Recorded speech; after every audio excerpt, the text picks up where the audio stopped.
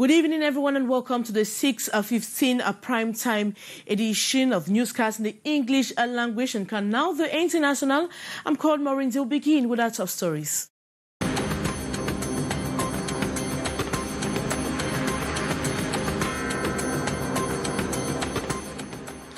Parliamentarians have expressed worry on the new risk of criminal activities ushered today as a result of a banking secrecy. This includes money laundering, crimes and terrorist financing and proliferation following transactions from abroad. As Cameroon continues to register more cholera cases, even though stringent measures have been put up by governments on neighborhoods like the New Bell neighborhood in Cameroon's economic city Douala has been described as a possible cholera epicenter. And inhabitants of Bobongo in the Douala 3 subdivision sleep with their eyes open, being alert of the slightest rainfall for fear of floods. They are appealing for intervention now to avoid danger in the days ahead. And the price of a liter of palm oil in markets in Douala has slightly dropped and is now sold at 800 francs from 1,000 francs CFA. Those are major stories. Details right ahead.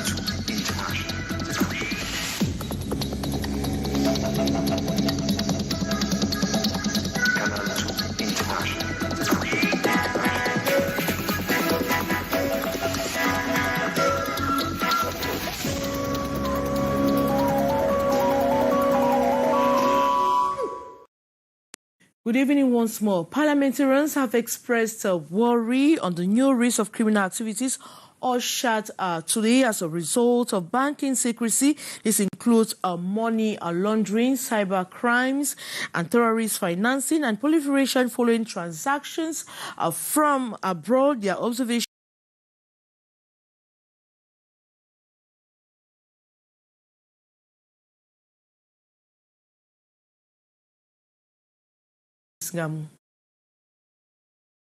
The bill governing banking secrecy says banking professionals must strictly abide by the legal principles governing their activities.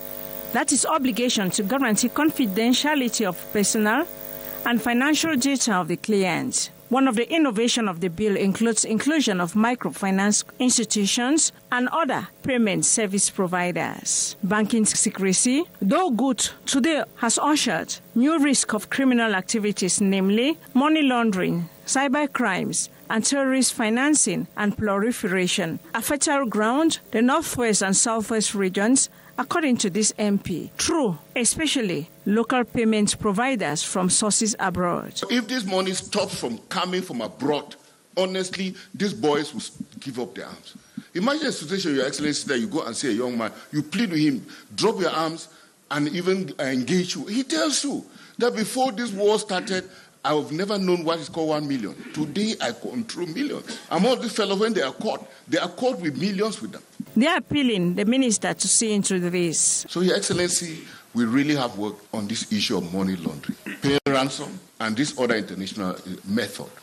If we have a platform to see what we can do, the better, Your Excellency, because that will be helping the Cameroonian people a lot. The protection of banking secrets goes with the fact that it can be lifted, reiterates Finance Minister Louis-Paul Motaze during very important investigations concerning criminal situations. Si on doit faire une enquête, si on se rend compte qu'il y a des financements de terrorisme par quelqu'un, un prestataire de service ou toute autre personne, est-ce qu'on doit vraiment conserver le secret bancaire? On dit non. Like the bill governing banking secrecy, we're glad to amend some provisions of the Finance Law of the Republic of Cameroon for the 2021 financial year, Cameroon's accession to the agreement for the establishment of the African Risk Capacity Agency, and that to ratify the statute of the Islamic Organization for Food Security, all discussed during the general debate at the National Assembly.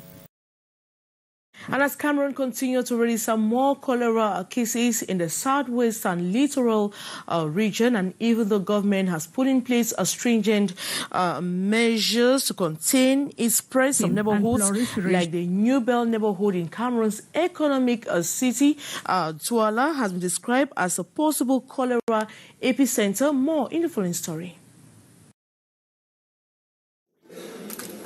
As cholera outbreak sweeps across the town of Limbe Boya, Tiko Melong, with more cases detected and admitted at the Lankentini Hospital in Douala, inhabitants have raised fears the disease might spread rapidly in densely populated and squalid neighborhoods like the New Bell neighborhoods, where water is constantly contaminated with disease. And this is a feast of the Newbell neighborhood in Douala. This Thursday, March 31, as we moved into the neighborhood with mess stuff of gutters, stagnant water mixed with disease, and a completely filthy and nauseating environment. Latrines are constructed without a proper drainage system. This man cries out. Look at this gutter. This is disease. Imagine someone drains his toilet directly in the gutters and it runs through the neighborhood. We will all fall sick. Justement, le choléra, il y a une épidémie de choléra qui est en train de sévir. Newbell is a potential cholera epicenter. Promiscuity is high and the level of filth is unmeasurable. This man is a victim of cholera. He contracted the disease a year ago and laments the poor drainage system of gutters, toilets, and the completely filthy environment that exposes the population to cholera. He blames the council for doing very little to clear the streets and gutters of filth. At the Douala 2 Council, it was difficult to reach out to the mayor and the hygiene and sanitation heads, who were all absent at the time of the visit. Meantime, inhabitants continue to raise fears cholera might spread to the New Bell neighborhoods and other areas of Douala with the coming of the rainy season if urgent measures are not taken to contain the spread of the epidemic. And inhabitants of Bobongo in the Douala 3 subdivision sleep with their eyes open, being alert of the slightest rainfall for fear of floods. They are appealing for intervention now to avoid danger in the day ahead. More on the story with our reporter, Stephanie Chin. Bobongo in Douala 3 is a flood-prone area. With heavy rains expected in the weeks ahead, inhabitants have started expressing fear of the unknown. During the last heavy downpour, most of their houses in the area were flooded. We are afraid as the rainy season is coming, but there is nothing we can do because we cannot leave our houses. If the gutters are well, there will be no floods. The population has been blamed for the regular flood with their uncivic behavior. Some of them throw dirt in gutters that block the water passage when it rains. Very few care about their environment. These are clear examples of inhabitants who suffer from the effects of floods. Sometimes the water level is very high and we are obliged to carry our children and put on tables so that the water don't carry them away. The project for the construction of a drain to fight against floods in the area has been abandoned. It has been invaded by thick bush. And the price of palm oil or liter of palm oil in markets in Cameroon economic city Douala has slightly dropped and is now down to 800 francs CFA from 1,000 francs CFA. But as consumers are lamenting the high price of the edible vegetable oil, the Cameroon employers Cartel Shikam is proposing an increase of a liter of refined oil to 2,040 francs CFA. Gladys Ambodibang has the rest of that story. A liter of palm oil in Douala, Cameroon's economic city, now costs 800 CFA francs, down from 1,000 francs CFA a couple of weeks back, while a tin now costs between 15,000 and 20,000 francs CFA. Yes, before the buy am na 20,000, now it don't come na 15,000, 12,000, ça dépend. Because now, but now, wait, the one I don't buy am na 15,000. A liter na 800. And liter de me na 1,2. According to this wholesale and retail palm oil vendor, The increased number of sub-factories in the country has affected supply in markets, especially during the rainy season when production is limited and consequently affects cost. While the population is already complaining about the price of palm oil, the employer's cattle, GICAM, is demanding for an increase in the price of oil, proposing 2,040 francs CFA per litre, an amount which some restaurant owners decry will badly affect their business. If the proposed price is accepted, then it would be difficult for us to sell. I sell euro in my restaurant and it needs a lot of palm oil to cook. Customers complain when we don't use enough oil in the meal. A plate costs at least 500 francs CFA, and some customers ridiculously ask if we can't sell a plate for 200 or 300 francs CFA. We really cannot, because almost all the ingredients used in preparing the food is expensive.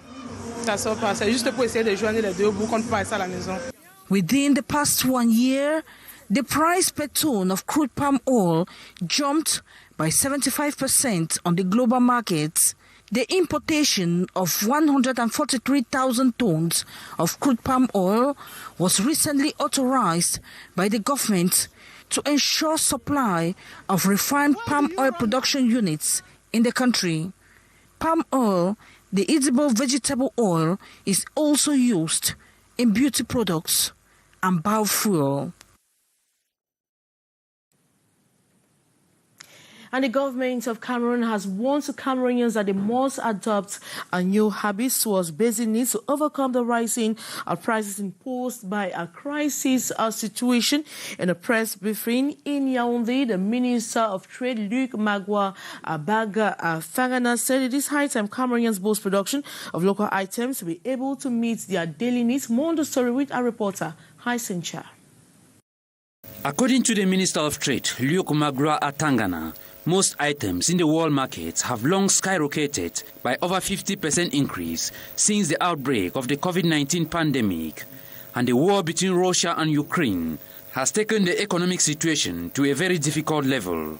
You have seen it is a real shock. That Cameroonians still purchase some basic needs at the same prices for the moment, he reveals, is thanks to the government efforts of subsidizing the imported products, but this, he laments, is at the detriment of the state's coffers. The government and the economic operators concerned must be credited with having succeeded so far in preventing our market in such a global context from shortage and generalized price explosion. Talking to the men and women of the media in a press briefing this Wednesday in Yaoundé, the trade boss warns that consumers must adopt new habits to survive the reigning inflation. The situation is difficult and will probably be even more so in the coming weeks and months. This requires us to stick together, to review our way of doing things, to re-examine our food habits, and in short, to adapt to this new world that is emerging before our incredulous eyes. Time for Cameroonians to consolidate solidarity towards one another by constituting into small initiative groups to tackle the challenges of the basic needs. It is a matter, at least this is my exhortation, for consumers grouped in neighborhoods, villages, communities, of doing the same thing with a view of buying as a group and naturally at a lower price, and then to share the product among the members, at least during this crisis period. This could lead to a new form of solidarity in our society is necessary. I am thinking in particular of the idea of tontines for food, tontine for housing, tontine for many other topics. The only 40 young Cameroonians have engaged on a mission of matching a theory with a practice as far as conserving. As far as biodiversity conservation is concerned, the young people undertook a trip to the Mount Cameroon National Park to see for themselves a first-hand animal species and first-hand animal, rare animal and tree species. Regina Leketanda completes that story. We have dung, we have debacking, we have track, that's footprints, we have direct observation, we have nest. Kids from communities in the Mount Cameroon area get lessons on animal science before embarking on what would be a journey of a lifetime.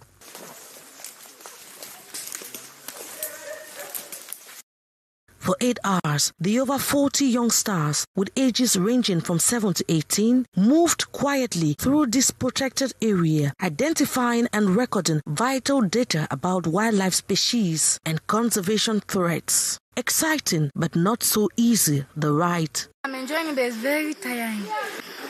It's very tiring.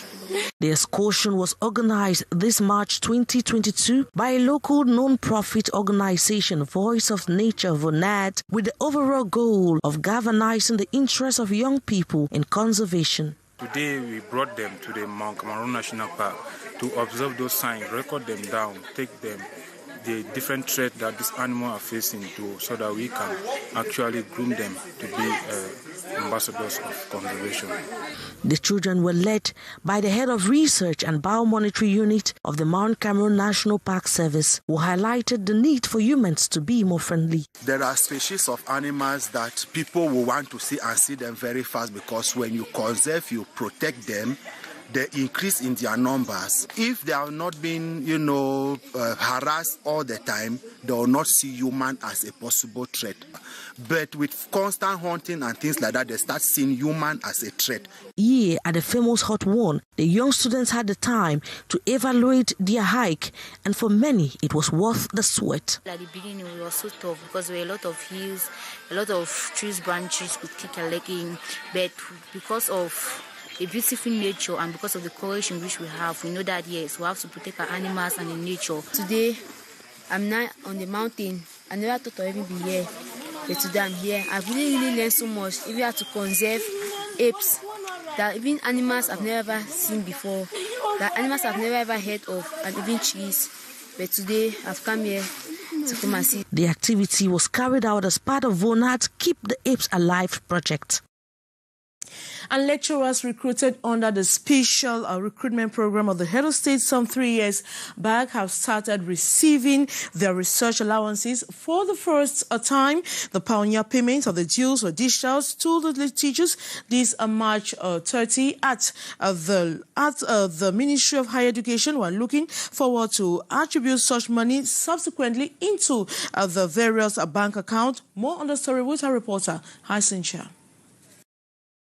Here they are, queuing up at the corridors of the Ministry of Higher Education, one after another, each waiting for his or her turn to get into the payment room.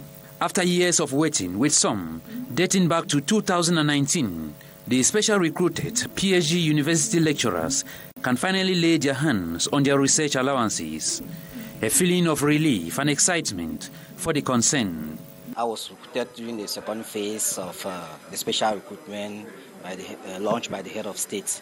So it is my first time to come and collect this research allowance, which is issued by the President of the Republic so as to boost and create research within the universities.